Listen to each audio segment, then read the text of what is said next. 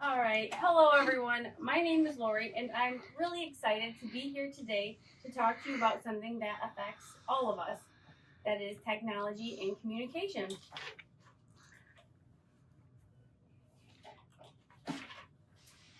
Think about this. What if you woke up tomorrow and your phone just didn't work? No emails, no texts, no social media. How would your day change? How would your life change? It's crazy to think about, but not too long ago, that was the reality. If you wanted to send a message, you had to wait weeks, even months, for it to arrive. Imagine having to send an urgent work update by pigeon carrier. Fast forward to today, and we can reach just about anyone, anywhere in seconds. Communication has completely transformed, and technology is at the heart of it all. We rely on it, such as texting a friend, emailing a coworker, or jumping on a video call. How cool is it that a video call is in real-time communication? We can even be seen by our doctor this way. But the thing is, just because we use it every day doesn't mean we use it effectively. So today I want to walk through the evolution of communication, talk about how to make the most of these tools, and just as importantly, what not to do so we don't fall into the common digital communication pitfalls. So let's begin by exploring how communication technology has evolved over time. Throughout history, people have always found ways to communicate over long distances. Back in the day, it was all about handwritten letters. I'm sure you guys all remember those. If you had something urgent to say, well, too bad, you had to wait weeks for a response. Then came telegrams, which were a game changer at the time, speeding things up a little, but they were still pretty limited on availability. Landline phones were a huge leap, letting people actually hear each other in real time, instantly. Fast forward to today, and our options have multiplied. We've got text messaging, emails, video calls, social media, you name it. Instead of waiting days or weeks, we get responses instantly. The evolution has been massive, and we're still seeing new developments like AI-powered communication tools and augmented reality. These diverse tools cater to different communication needs. Like emails remain a staple for professional correspondence, while online chatting and blogging allow for informal discussions and knowledge. And even now, the new and revolutionary AI-powered communication tools continue to push the boundaries of how we interact. Authors Bantas and Barjavanu have a saying, "New communication technologies allow people to be heard and noticed, to unite around a cause and fight for it." And that's true. Our voices can reach further than ever before. So let's take a moment to think about just how instant or immediate our voices have become thanks to real-time communication. We live in a world where we expect instant responses. Whether it's a work email or a text message, a social media post, we want information now. Businesses especially have to adjust to this demand.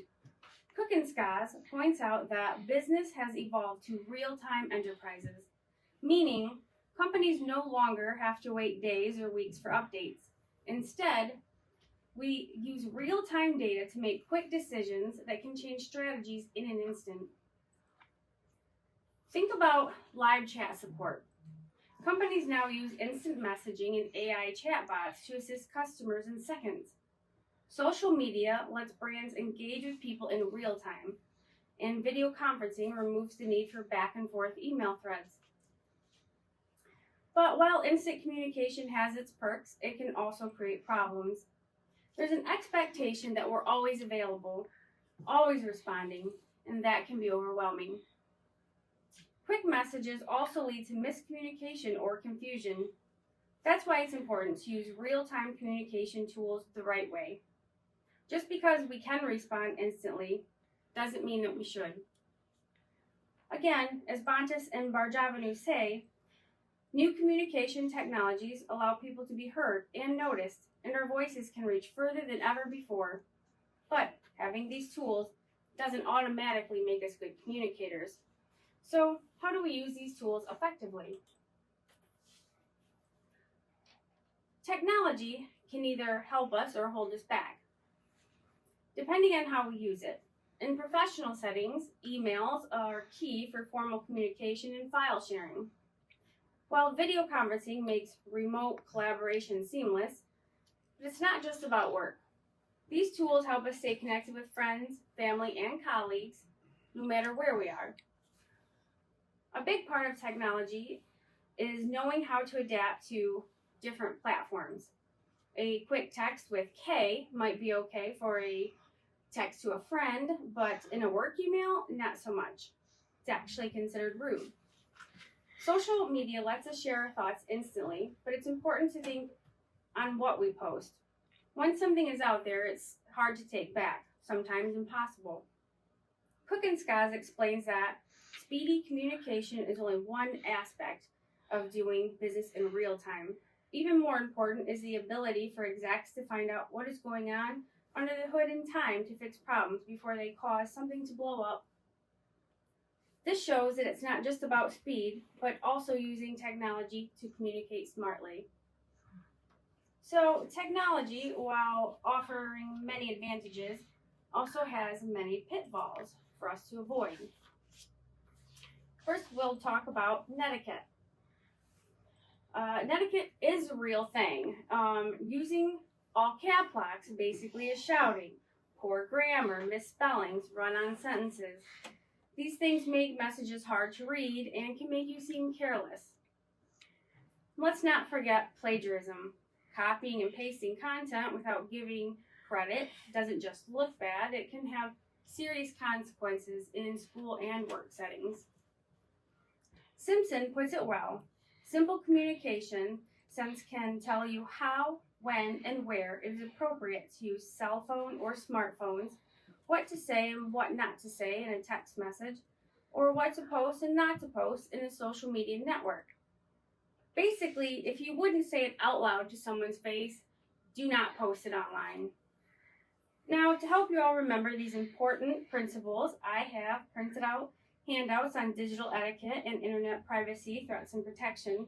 These handouts contain useful tips on how to communicate respectfully and securely in our digital world.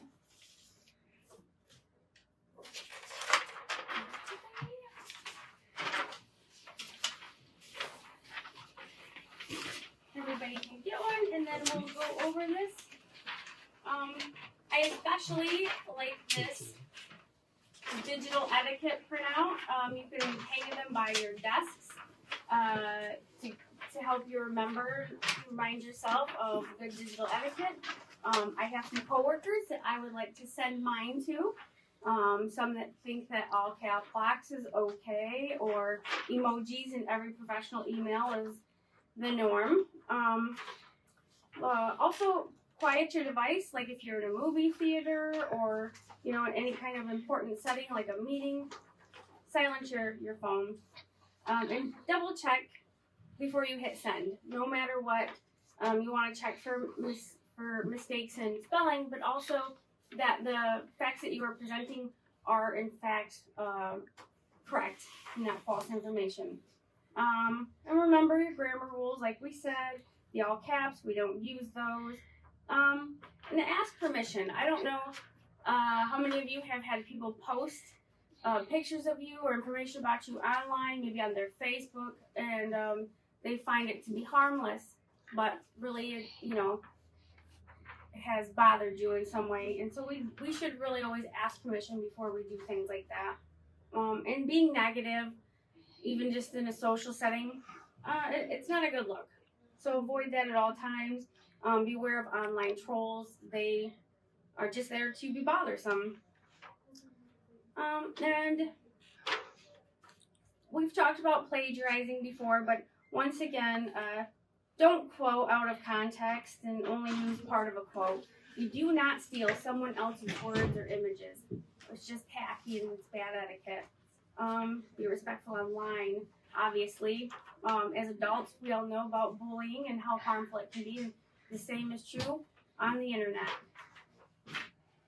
And these are good to hand out and to just realize about the different threats and protections.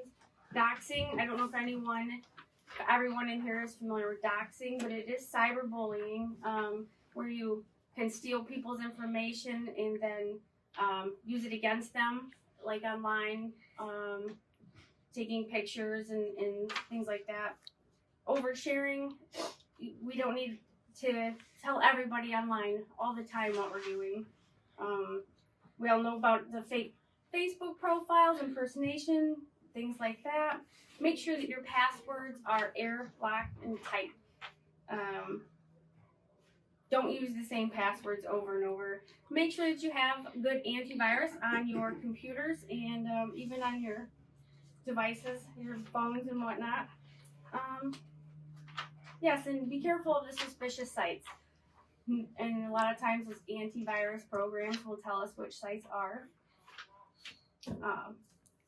scary. So, pitfalls to avoid.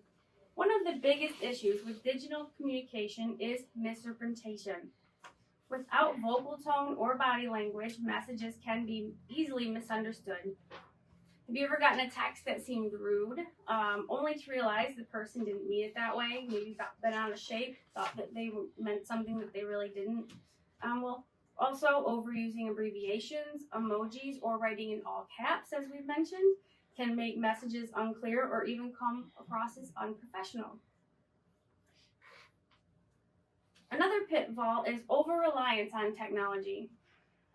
While digital tools streamline communication, they should not replace face-to-face interactions entirely. Overusing technology can lead to isolation and distractions, like notifications or multitasking during meetings can reduce productivity. Security and privacy are also huge concerns. We share so much online without thinking about who might be watching.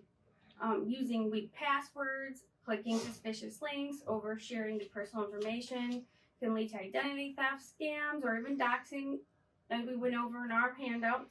Always double check what you're posting and make sure that your privacy settings are locked down.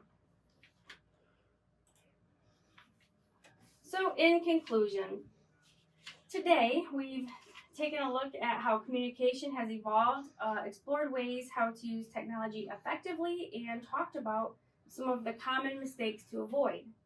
Technology has revolutionized how we connect. The tools we have today are incredible, but only are as good as how we use them. Understanding when and how to communicate, respecting others online, and protecting our privacy all play a role in making us better digital communicators. Technology should strengthen, not replace, real human connection. So let's use it wisely. Make our messages clear and respectful. And remember that every email, text, or post is a reflection of who we are. So thank you for your time today. If anybody has any questions. Hi, how can I, what can I do to make a email or a text message seem more appropriate for a work environment? Well, that is a good question because we all know when we're texting, most of us use abbreviations. We even have our phones set to purposely not do capitalized letters, or don't use periods and things like that.